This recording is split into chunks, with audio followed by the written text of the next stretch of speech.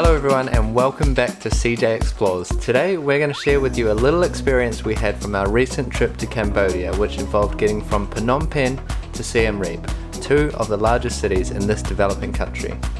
After some extensive research, we discovered that there are many different options for getting to the cultural centre of Cambodia from the capital.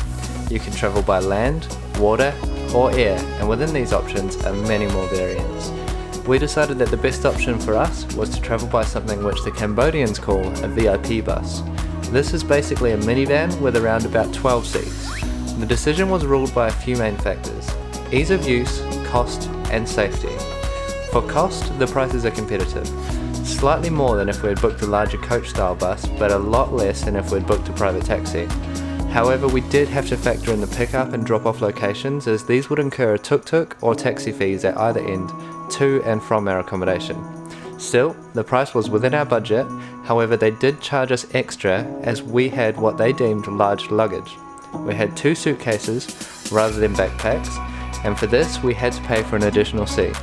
They tried to charge another customer and she didn't take it too well, as there was no definition of the size or weight of the luggage, so we did feel like we got a bit scammed there. Lastly, safety. As you would have seen in the intro clips, there were a few hairy moments on the road. We did read particularly safe reviews from previous customers who had said that the company we chose had safe drivers. However, this does not always matter, as the dangerous driving often comes from other road users. It's a bit of a free-for-all on the road, and the general rule of thumb is that the larger vehicle has the right of way.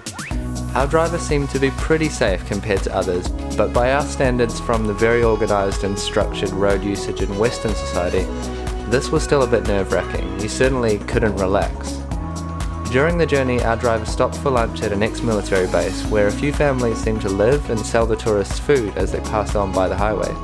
We ordered some food there and asked for no egg numerous times. However, when the dish came out, it had egg in it, so we didn't get a proper lunch. Food came out and it had egg with it. I asked for fried rice and I spoke to like 3 people saying no egg, and it came with egg. However, the journey was only about 6 hours, and when we arrived in Siem Reap, we were dropped off at the bus station on the outskirts of town. I think this was set up in a way to support the local taxi and tuk-tuk drivers. We even heard rumours of the tuk-tuk mafia, which had control on the region. But we used the Wi-Fi and the Grab app to get an approximation of the fare to our hotel before we spoke to anyone regarding prices, so we were well informed of what the price should be. Okay, so we have just got to Siem Reap. We took a VIP bus here, and it was quite an experience. Very risky manoeuvres by the driver, but we made it here in one piece in about 5 hours, and now we're just getting a tuk-tuk to our hotel. Seems like it's a bit of a smaller city than Phnom Penh, so yeah, we're just learning a little bit about what to see here. Obviously there's a massive temple and maybe some waterfalls. It's worth mentioning that on our return journey we went with the IBIS coach company.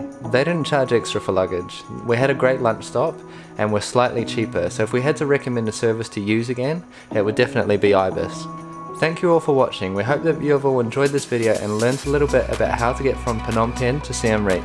If you have any questions, please feel free to leave them in the comments below, and check the description for links to any of the services or blogs that we used during this part of the trip. The next video will be from around Siem Reap, where we will share with you our magical temple experiences at the Angkor Archaeological Park, so be sure to subscribe because you won't want to miss out. We look forward to seeing you then.